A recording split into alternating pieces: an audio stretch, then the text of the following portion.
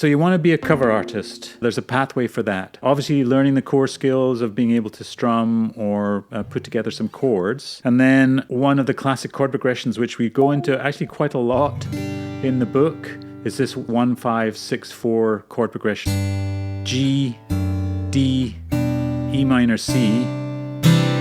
So if you're a cover artist, you're very likely going to be covering other people's songs.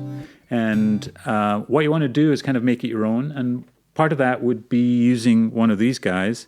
So I'm going to play that exact same chord progression that I was just playing, which is the 1-5-6-4.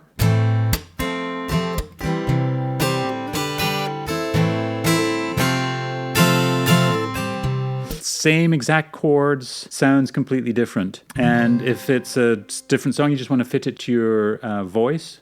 And so that's kind of one of the secrets to, doing covers is figure out the chord progression and then figure out where your voice sits within that chord progression and then play it on your guitar where it suits you so you can really bring that song to life. So there's an Australian artist called Casey Chambers.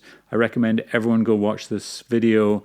It's a cover of an Eminem song, Lose Yourself.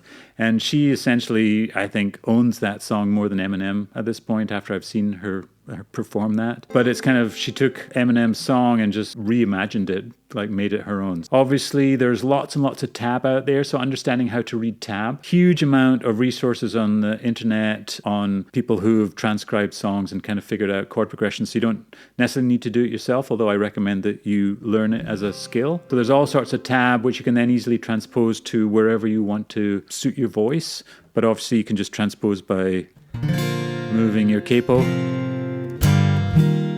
There's all the same stuff. And then really just being a cover artist is like, how do you want to bring that other person's music to life? Like, what is your interpretation of that song? Like how you play it?